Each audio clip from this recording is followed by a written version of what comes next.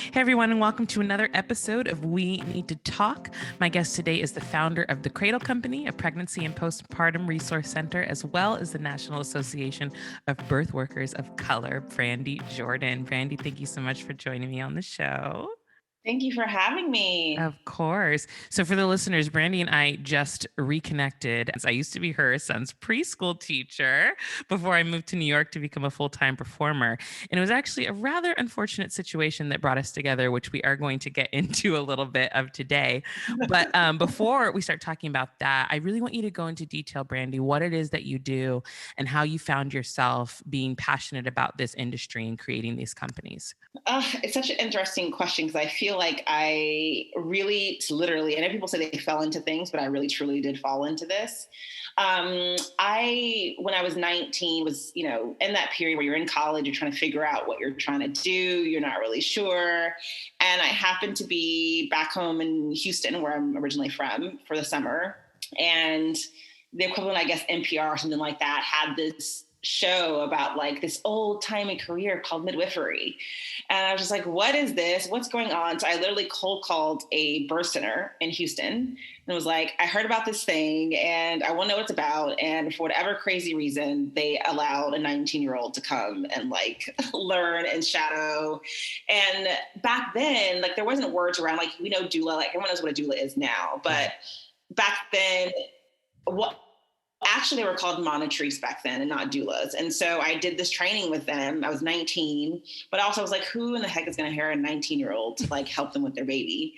And so I kind of put it in the back of my head a bit, but I loved it. Like I was assisting a midwife, learning a lot of things. I ended up moving to California.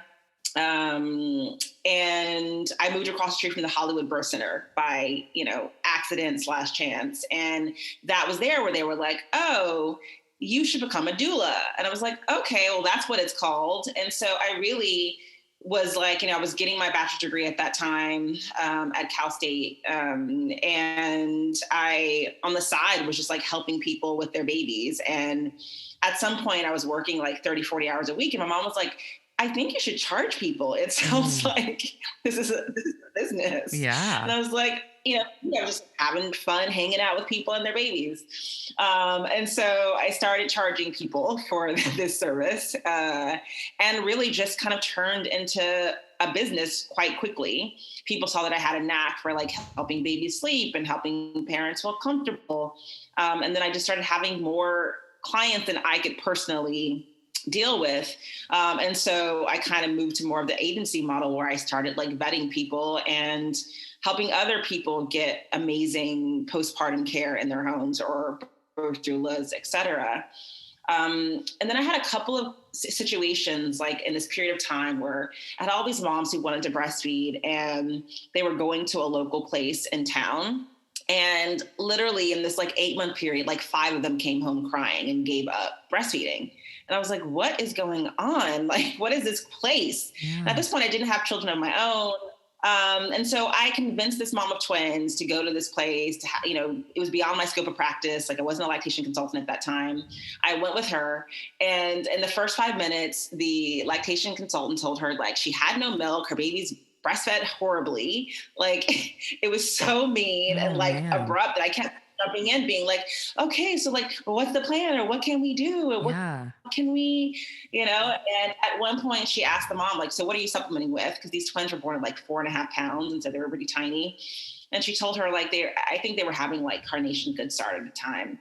And she's like, Nestle killed 6 million babies in Africa, is what she told this mom during the consult. And I was like, what in the, so basically that happened and she paid $400 for it. And then she went in the car, we sat there and she cried for 40 minutes and never breastfed them again. And so I just said, I'm going to create something one day where people can come, they get like really great, empathic, like, we want you to breastfeed. If you don't want to breastfeed, we want that for you too, kind of advice. And so the Cradle Company was born. Like from that moment, literally, it was like 6 years and I opened up shop and like became a one-stop shop. And that's what we've been doing since 2008 is just providing people with evidence-based resources, really family-centered care, and just, helping people make the decision that's right for their family. And that's what That we is do. beautiful. That's a beautiful story. And I've heard a lot of horror stories of from other moms because now that I'm a new mom, I'm a part of a lot of mom groups, and it's really shocking to me the audacity that some people have when they're speaking to new mothers that know nothing, and you're looking for support, you're looking for guidance, and they almost make you feel less than, like you are supposed to know this, or there's a Mhm. level of shame if you aren't able to breastfeed, or you just don't know how to breastfeed. Breastfeeding is not easy. It is not, you know. Maybe you don't want to breastfeed, and that's a That thing too. too. We have to Yeah. acknowledge, like maybe you want Absolutely. Right. to. It's a personal thing. It's a personal journey. So I think the company that you created, it sounds like you really focus obviously on the mom and the situation and just comfort and letting them know that no matter what, they're doing the right thing that's good for them and their baby. And I think that's beautiful. I was going to say the other thing is that we serve different types of families. I think that so many places do really focus on mom's care, and we serve lots of people. We have a lot of families where there's not a mom in the picture, or they're not called mom. And I feel like people, from our marketing, from the things that we talk about, like we take a hard stance on like a lot of social issues that many people in my industry would not touch, because we want every person to know they're welcome. And Yeah. sometimes that means having hard conversations and being really unequivocal about what we believe on certain topics. And that obviously could turn some people off, but I feel like it also has created a really cool space where we serve such a diverse clientele. And I 100% will take the credit for that. And that I know that we're putting out there that everyone's welcome. So as a female entrepreneur, you already know that there's going to be difficulties and challenges, but as a Black female entrepreneur, what are some of the challenges that you've personally faced with your company? I think there's always this idea of like creating legitimacy for other people. Like, I know I'm legit, but I think there's some people who feel like we should prove ourselves in ways that I don't personally think I need to, prove myself. Like for our brick and mortar location, I would say on a like 3 to 4 time a week basis, I would have to like almost convince people that I was the owner. Mm, Like they'd be like, oh, so like who's, can I speak to the owner? Oh, I'm the owner. You own this place by yourself? Yeah, you don't own it with your husband. You don't have a partner. It's like, who would ask these questions of a normal, like in any other situation, like would that be a right. line of questioning? And so that happened a lot. I feel like a lot of, female owned, Black owned businesses, like we're not getting the kind of funds or loans. Like I did everything out of pocket to begin with. Like I wasn't getting any like, investment or anything like that. But I feel like it's not much of an issue for me, these days, but I know that a lot of people starting out, particularly in the birth and baby field, it's very much for the longest period been very much run by white women.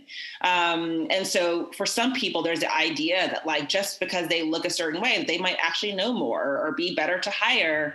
And I definitely dealt with that probably the first 15 years of my career.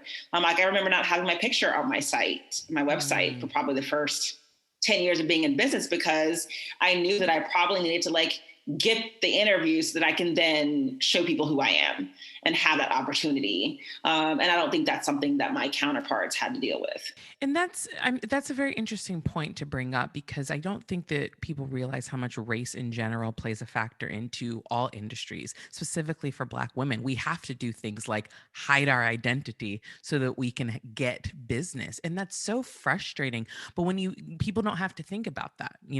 So how has that affected your work? Did you feel like held back in any way because you were having to make those kind of choices? Or did you just say, you know what, I'm going to push forward and I'm going to be successful in my company no matter what? Yeah, I think a turning point for me was, as you start to work, you get smarter, you get more, like I got more confident and I was like not willing to put up with this as much BS. And so for me, because I kind of like, just like, you know what, I'm going to create my own thing no matter what, that I feel like I kind of created my own, like, revenue, and I wasn't dependent on some of these other forces to like get me business because I kind of did just forge out on my own space. I know so many people don't have that privilege because a lot of those people are the ones who are giving them jobs. And so Yeah. they don't have a lot of room to be controversial.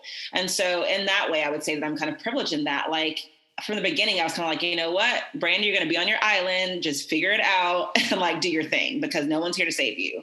Right. And so while it was hard, I feel like now I'm in this space where I'm like, you know what, I'm going to have like, not just my picture, but like the biggest afro I can possibly have of myself on the website and everything that I do. And so I think for me in the past 5 years, I've gotten so much more apologetic about it, which in turn has been like a blessing. And so that I'm working with people that I really want to work with, that really value what we offer. And so it isn't as much of an issue in that way for me now. But I would have to say that like, I wasn't getting the referrals, even though I had the skill set, if not more than a lot of people. It was something that I kind of just had to go out and beat the pavement myself and prove my worth. And then that created, the referrals from clients and et cetera, et cetera. But that's over like 20 years of work, I can't imagine what that would look like if I showed up like 3 years ago. Yeah. So I know you mentioned that like the birth well, how did you describe it? Birth and baby field? Is that what we're calling it? Yeah. Yeah. Yeah. Okay. So birth is Mm-hmm. predominantly a white industry. Why do you think that is? People associate like good moms and dads with like the quintessential American family, and they're like a white couple in the suburbs with 2.5 kids. And so they're not thinking about Brandi from Houston when they think about like, or they're thinking of like Mary Poppins and this British, like, nanny that's coming in to fix everything. And so when they think about parenting experts or baby experts, a lot of people just don't imagine us. It's hard to be what you don't see. And when there's Mhm. so many people who are exalted as experts and they don't look like, brown and black people, I think, people have a lot of unbiased stereotypes they don't even know they have. And Yeah. so I think that's why. And so even people who look like me tend to support some of those people because we've been all taught that like, that is good and that's what's better. And so there's a pull. Do you think that there's any kind of shift happening though? Because I know for me in my own personal story, because I just had a daughter last year, I definitely sought out a black female OBGYN years ago. I wanted to have a black person helping me with postpartum care because, I mean, you read all the statistics, you see the black female mortality rate. So do you think that there is a shift kind of happening in more black females wanting to have jobs like you, or even seeking out black female doulas in as far as comfort and support? 1000%. When I started in the city of Los Angeles, I knew one other Black doula in Mm. 2001. Um, so, yeah, it's like there wasn't a thing. So not only was it an industry that was new, like there just literally was no one that looked like me when I started. And so there wasn't even a context, like even my teachers or whatever, like they didn't even know that they should be saying anything about it because we weren't having those conversations in 2001. So there has been a shift. Like I can't tell you how many messages I get from, aspiring, doulas or new ones like, oh, I'm so thankful. Like I heard you here, or I saw you post about this. Like I'm excited to get into the field. Sadly, the shift is happening because so many Black women are dying in childbirth. Yeah. Unfortunately, that is a catalyst for so many people to be like, hey, what would it look like if I was being served by 100% of people who really honored me, my culture, where I'm from? Like, what would that look like? Would that mean that I don't die in childbirth? And so I think as a matter of survival, a lot of, women of color are looking for these services. But I also think that, because of people like me and many other, Black and brown doulas who've come up in these past 5-10 years, that there is something like people can actually see like a path forward. Like, oh yeah, you can actually do this and be successful and have clientele. And I just don't think there was not the model 10 years ago. Yeah, absolutely. So I want to look back at the unfortunate situation that brought us, reconnected us. And there was a very popular sleep consultant, and one that I had used. She befriended me. She followed me on social media. We followed each other, and it was revealed that she was a Trump supporter. And it was alarming to a lot of people that followed her, not just BIPOC women, but liberal women, I would say. And because I think the dynamic that was presented on this specific person's sites and her Instagrams and Facebook, it seemed the opposite of what she was secretly supporting. And my Right. question to you is, she clearly is still going to have a lot of support, and we know that, like, that's nothing's really going to change for her, to be honest. But when people say things like, the sleep industry or the baby and birthing field is not political, doesn't matter who she voted for, this has nothing to do with baby sleep, What do you say in response to that? I actually don't think it matters, which is what people would fail to understand. What matters to me is that you don't use Black and brown bodies to boost your business while supporting those things. And that's the issue. Like, I don't care if you want to be a Trump supporter, you want to wear his hat and like cover your baby in it, like, good for you. I applaud you on your, constitutional right. The issue with this particular person is that she used her space to appear as though she was very, multicultural thinking, lots of Black babies all over her site. There were many posts about being anti-racist, about Black Lives Matter movement. So the average person seeing that would think, hey, this woman's an ally to me. Like, she cares about these issues. She cares about my baby. So to be doing that while meanwhile 36 times donating to Donald Trump and 18 times in 2020 would obviously be a different thing, because you're actually using your actual dollars to vote against me and my family or friends of my family.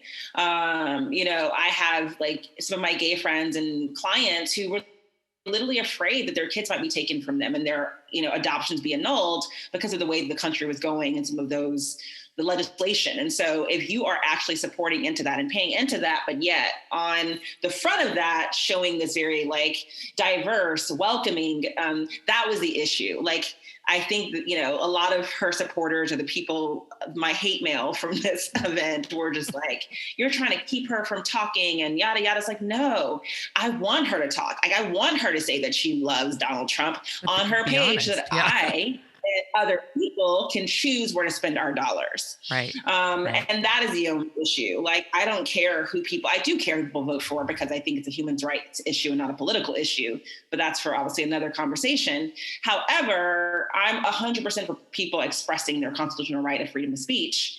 I'm just saying,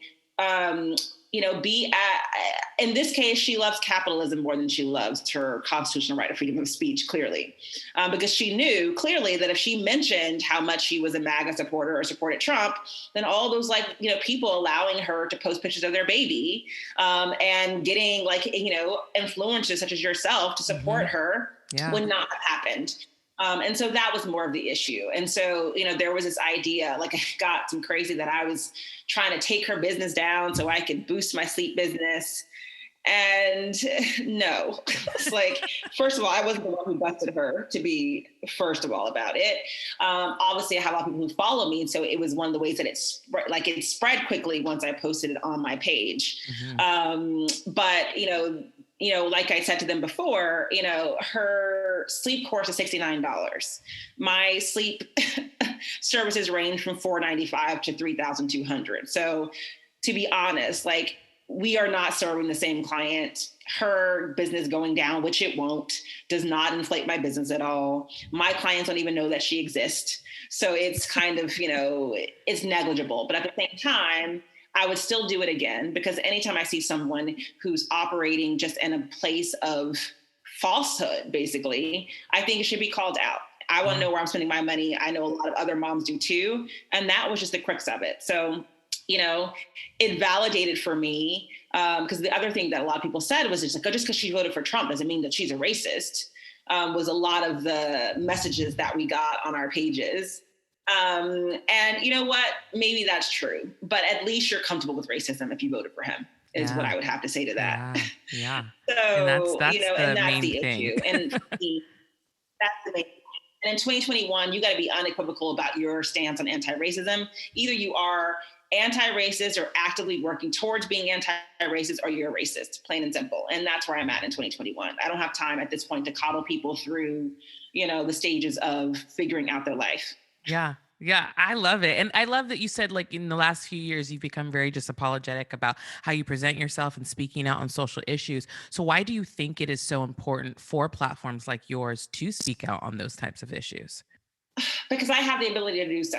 Like I said, like, I'm not looking for people like, that person or other people to give me business. Like, I built my own business. I'm doing okay. I'm in a space that a lot of these newer doulas don't have the space to do that, because they are working underneath, an agency owner who might be supporting Trump. And so there is a, just basic necessity to live factor for many people that don't necessarily have the voice that I have. So I feel like because I'm shielded in that way, it kind of adds a little bit of responsibility, that I do speak out when things like this happen. And this is not the first time. It won't be the last. And it's just who I am. And so, my background's in social work. And so at heart, I'm a social worker. And so it's my job to kind of, when there are humanitarian things going on that aren't right, I'm going to say something. So I think it's the responsibility for the people who are in a position to do so. So, what would you like to see from kind of like lead companies and lead influencers within your industry in terms of race relations and equality over the next couple of years? I mean, one I want to see is truth in marketing. If you believe something, support that. Like, don't have the smoke and mirrors and this all came forward because she put up this, Martin Luther King post about yada yada, and someone posted, and someone posted like, how is this in line with your donations to Donald Trump? And so this is how it's all blew up. And so I guess truth in marketing is one, and realizing that, it's a new era. It's a new dawn. Like, people are not playing the okie doke. So if you believe something, you better stick on that same side, because it's going to come out and people are going to have to say what they want to say. So that's one. For these brands and the ones who actually have the power to push dollars and to push people to influencer status, I think that they need to be not so much focused on the way that it looks now. There's a lot of talented people of different races, ethnicities, religions that have the talent, have the know-how, who aren't being given that platform that some people are being given without actually having the goods to actually do what they're doing, but simply because they have, what we consider to be the look of that industry, that they get pulled, to the top. And so me and one of my friends, we did like a little, just to play around with it, like the top sleep people. I want to say that when we pulled up like a top 15, I think 12 of them all had blonde hair, which maybe all sleep people have blonde hair, but that hasn't been my experience, And so clearly, it's something in that mixture of what, they believe is the thing that sells. And so the brands, et cetera, are getting behind them. And so I would just say for the brands who, Black and brown people we have some of the largest spending power in the United States. And so if you really want to have our business and to use that spending power, that they're going to have to start showing that they're actually real allies. And they can't just be smoke and mirrors and a couple of Facebook posts. We need to see it with your dollars. We need to see it with who you're supporting in elections. When you're silent when things happen, it's also something that we want to be considering, because it can't just be that you're pushed and finally you say, oh, we believe Black Lives Matter. Come out there and say it, and do it in a way that actually you believe in that, and not so much because you feel like you've been pushed to do it. Right. And I think that that's also one of the things that bothered me so much about this specific sleep consultant, was that she was very vocal when the George Floyd situation happened. She had a whole post on anti-racism. So it's very easy to think, yes, you're in my corner. You get it. You have my back. Mm-hmm. But it's because it's what worked for marketing for her in that instance. It wasn't authentic. Exactly. So I completely agree. Truth in marketing is a huge thing, just in general, not even just for your industry, for industries in general. Like, they all need to, because it's so easy for people to post a black square and then not do anything after the situation happened. So you're 100% correct in that. But it's also extremely harmful. Like, how hurtful is that? Like, there's nothing worse than feeling like someone believes in you and you are for me, and realize, like, how did I miss this? Like, how did I not see this person like totally using me? And that's what's so hard. Like, I had moms being like, oh, someone got it for me for my baby shower. I just bought that for my sister. Like, I didn't know. And that's just a horrible feeling, to feel like you're supported and then someone kind of just pulls a rug from underneath you. That's what's so harmful about it. And so I'm just for people, like, just show who you are and let us all decide if we want to do business with you. Like, no one's keeping you from saying what you want to say. Just be upfront about it is, kind of what I'm hoping will change. She has 1 million followers. Not much is going to change for her, like you said. So this is not about like her business is not going to fail. She's going to be fine. But I'm hoping that it is a warning for a lot of other people and brands who've been using these techniques to make more money without actually caring about our bodies. So don't use our pain as a way to sell your products, is what I'm saying. Yeah. I agree. So for you, what has been the most rewarding thing about what you do? I have basically made a family for myself, like the connections. I came to LA when I was 20, 21. And my family's all in Texas. And 20 years later, have like this incredible network of just like, I would say clients, but a lot of them feel like family and friends to me now. Like I just created this whole world for myself where I'm just so connected in the fabric of people's family life and kind of in those intimate moments that they had at the beginning of their life with their kids, that for them, they say are things that they don't forget. And so just to have that kind of effect, and the privilege that people allowed me into their space during that time, like I'm just so thankful for how long lasting that is. Like I have plenty of my babies that are now in college. And so that's quite remarkable in itself. But just thinking about that, like all the like lives that have been touched, to me is just so special. So what do you want people to understand or know about doulas that just have no idea what they do or what a doula is? Um, all of us aren't hippies. Some are. I think people have this idea that like the doula's coming in and she's lighting candles and doing seances, and like That's maybe there are hilarious. some doulas that do that. But that's what people think. Like, you're coming and you're wearing fairy clothes and like Right. you're lighting candles. And maybe you're doing that if that's the kind of service that you provide. But I think that people don't normally see the extra work that goes into it. Like, we are advocates. I always say in postpartum, we're the first responders in postpartum. Like we're with the births, we're seeing the breakdowns, we are helping with nursing, we're helping with, the, oh shit, we have a baby now. What do we do? Like how to take care of this person? And so I just want people to know that it's much more, there's so much more that we do than just assisting people in labor. Yeah. A lot of people think that the doulas are really focused on having people have natural births. Again, there are people who do provide a service like that. But most doulas, I can speak for myself, like we do so much more and have much less philosophy that people need to be birthing naturally. I don't care how people birth. I care that people are informed and able to make educated decisions based on real information that serves the parents and not just facilities in which they're birthing. Well, Brandi, I love what you're doing. I love the companies and the communities that you've created. And please let my listeners know where they can follow you, and if they want to use your services, how they can reach out to you. Yeah, so all of my pages are public. So if you look up Brandi Jordan on Facebook, that's me. My company's the Cradle Company. We are on Facebook at the Cradle Company, on Instagram at the Cradle Company. On Instagram, I'm at Brandi Jordan Official. And if they want to reach out to us for services, you can hit us on our website. You can message us on our social media, and help will be on the way. Thank you so much. It was a pleasure to reconnect with you and chat with you. And to the listeners, make sure you subscribe to We Need to Talk, and we'll talk again next week. Bye.